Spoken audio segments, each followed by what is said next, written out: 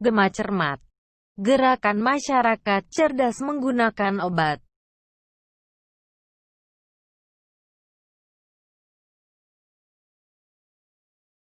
Sudah minum obat tapi tak kunjung sembuh? Sudah bisakah memahami etiket pada obat Anda? Mari kita bahas menurut farmasi.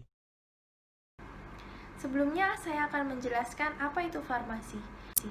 Farmasi berasal dari bahasa Yunani yaitu pharmakon, yang artinya adalah obat. Farmasi akan bekerja profesional di bidang kesehatan bersama dengan dokter, perawat, serta tenaga kesehatan lainnya. Nah, farmasis atau apoteker ini yang akan bertanggung jawab atas kualitas, efektivitas, serta keamanan penggunaan obat oleh pasien.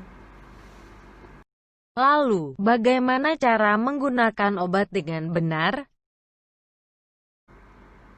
Penasaran kan? Makanya kita tonton dulu video pengenalan Gema Cermat dari Kementerian Kesehatan Republik Indonesia.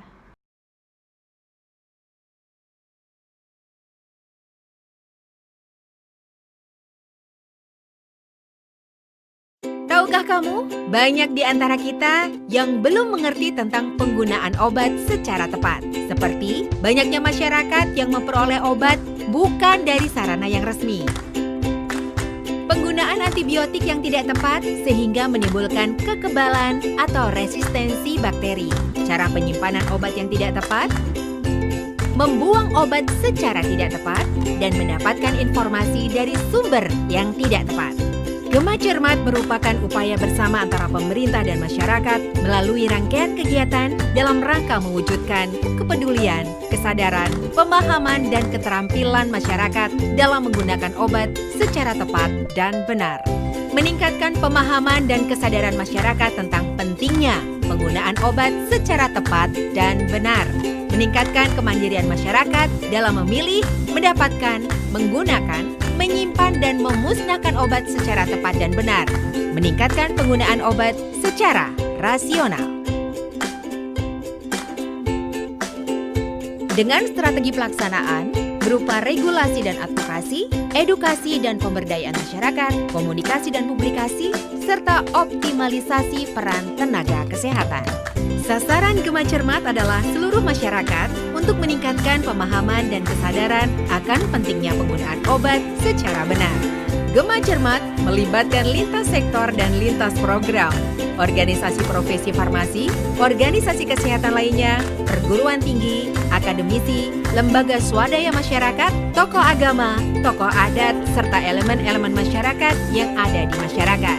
Upaya bersama ini dilakukan agar Gema Cermat semakin dikenal oleh masyarakat, sehingga masyarakat akan lebih mudah teredukasi dengan baik mengenai penggunaan obat. Sudah lihat foto dan video kita belum? Banyak kegiatan seru yang dilakukan oleh Gema Cermat sebagai bentuk publikasi loh. Untuk info lebih lanjut mengenai Gema Cermat, silakan kunjungi media sosial kami. Yuk, jadi bagian dari gerakan masyarakat cerdas menggunakan obat.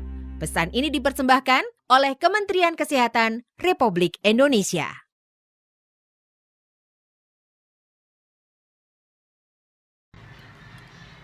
Nah, setelah mendengarkan penjelasan Gema Cermat, kita masuk ke penjelasan obatnya. Nah, setiap obat yang diracik apoteker itu akan ditandai dengan etiket. Etiket itu sendiri berguna untuk memberi informasi tentang obat yang diberikan kepada pasien. Namun banyak disayangkan, masih banyak pasien yang kurang memperhatikan atau memahami isi etiket tersebut, sehingga menyebabkan terapi yang diberikan kurang efektif. Oleh sebab itu, akan saya jelaskan bagaimana cara meminum obat yang baik dengan benar, dengan memahami isi etiket. Etiket ada dua jenis, yaitu etiket warna putih dan warna biru.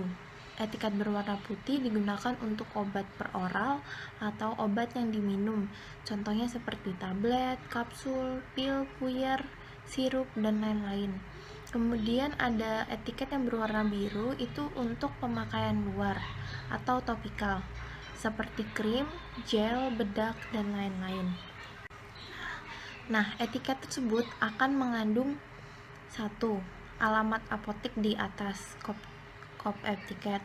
Kemudian ada nama pasien, nama obat, kemudian cara penggunaan obat yang biasanya ada tulisan 2x1 sebelum makan dan lain-lain. Kemudian ada aturan penyimpanannya dan juga tanggal kadaluarsanya. Adapun aturan pakai obat yang perlu diperhatikan. Yang pertama, waktu minum obat. Kemudian sebelum, sewaktu atau sesudah makan.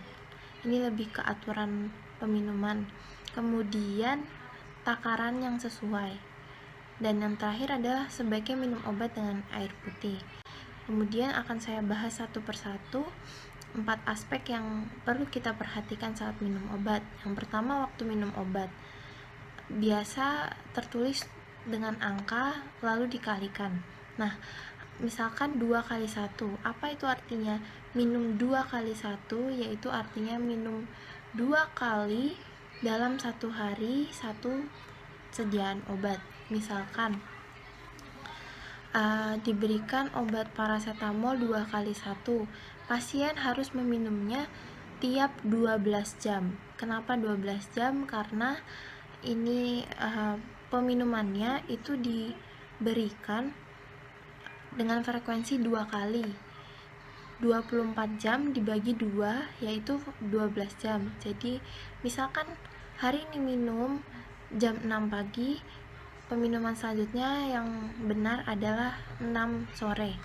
Jadi pasien minum 6 pagi dan 6 sore dengan frekuensi 12 jam. 1 tablet masing-masing peminuman.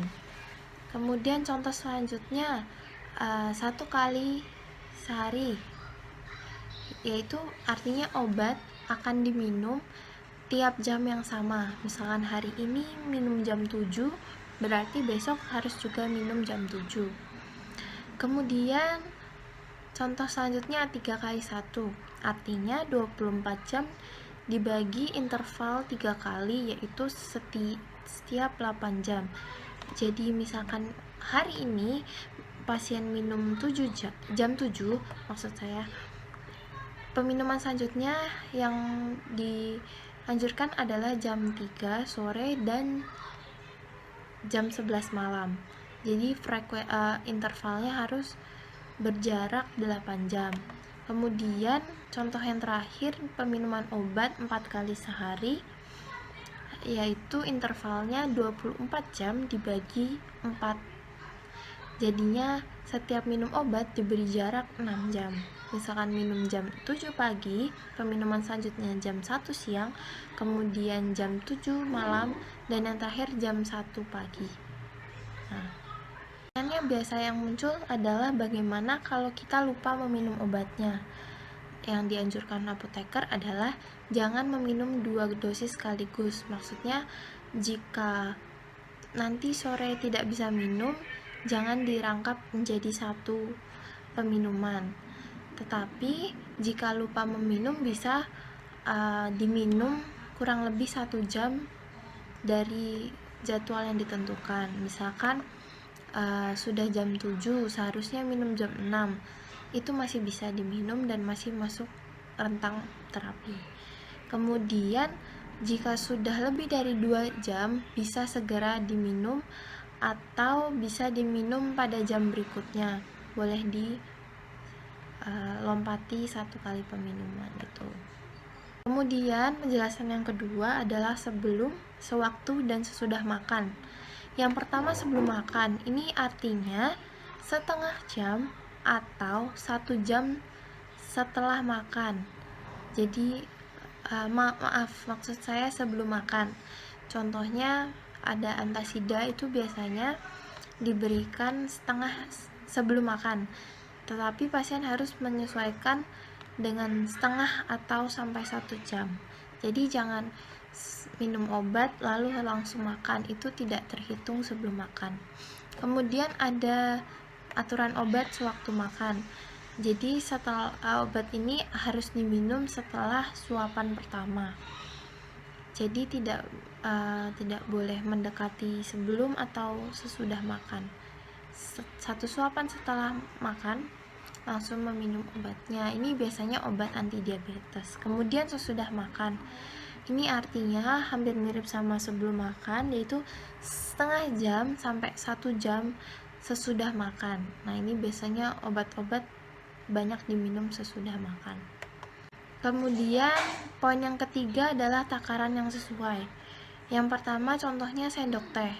Sendok teh itu kan di rumah kita pasti berbeda ukurannya. Nah, yang benar itu 1 sendok teh adalah 5 ml. Kemudian untuk sendok makan, takaran yang benar adalah 15 ml. Jadi yang perlu diperhatikan, jangan menggunakan sendok teh atau sendok makan yang ada di rumah. Karena sendok yang Anda punya bukanlah sendok ukuran. Belum tentu sendok Bapak Ibu di rumah sama dengan yang saya punya. Jadi, untuk menyesuaikan, gunakanlah sendok takar yang diberikan dari obat tersebut. Poin yang ketiga adalah sebaiknya minum obat dengan air putih. Ya, ini sudah banyak didengar seharusnya. Jadi hindari peminuman obat dengan air teh, kopi, atau bahkan minuman bersoda agar tidak mengganggu kerja obat. Sudah benarkah penggunaan obat selama ini? Nah, selain aturan penggunaan obat yang telah saya jelaskan tadi, sebenarnya masih ada aspek lain yang dapat mendukung efektivitas terapi yang telah diberikan. Apa itu? Yaitu dagu-shibu. Selanjutnya kita membahas dagu-shibu. Dagu-shibu merupakan singkatan dari dapatkan, gunakan, simpan, dan buang. Sebelumnya kita telah bahas aspek gunakan ini di aturan pemakaian obat. Selanjutnya kita akan bahas 3 aspek selanjutnya, yaitu pertama dapatkan. Dapatkan ini mengarah ke tempat pembelian obat. Disarankan untuk membeli obat di sarana resmi seperti apotik, toko obat berizin, klinik, dan rumah sakit. Jadi hindari pembelian obat seperti di warung atau minimarket. Kemudian untuk simpan. Penyimpanan obat itu ada beberapa aturan. Yang pertama, baca aturan penyimpanan pada obat kemasan. Biasanya terletak pada obat kemasan. Kemudian jauhkan dari jangkauan anak-anak. Ini biasanya untuk sediaan berupa botol kaca atau jarum suntik. Nah, kemudian jauhkan dari sinar matahari langsung atau lembab atau suhu tinggi dan sebagainya. Itu biasanya untuk tablet agar tidak rusak. Kemudian simpan dalam kemasan asli dan dengan etiket yang masih lengkap agar kita dapat membaca kembali etiketnya dan menggunakan obat itu dengan baik dan benar. Kemudian periksa tanggal kadaluarsa dan kondisi obat. Dan kunci almari penyimpanan obat ini berguna untuk mengurangi penyalahgunaan obat. Begitu juga untuk buang obat dengan benar, dengan yang pertama menghilangkan semua label dari wadah obat sebelum dibuang. Kemudian untuk kapsul, tablet, dan bentuk padat yang lain hancurkan terlebih dahulu, kemudian campur dengan bahan kotor, contohnya seperti tanah. Kemudian masukkan plastik, baru dibuang ke tempat sampah. Kemudian untuk cairan, selain antibiotik boleh dibuang ke kloset, kecuali antibiotik harus dibuang dengan cara melepas label obat, kemudian membuang antibiotik beserta wadahnya ke tempat sampah. Intinya obat itu harus dimusnahkan dan tidak tersisa sebelum dibuang. Ini untuk mengurangi obat daur ulang atau obat palsu dan ilegal, serta yang terpenting adalah penyalahgunaan obat itu sendiri. Sekian materi yang telah disampaikan. Semoga informasi ini dapat berguna untuk kita semua. Terima kasih.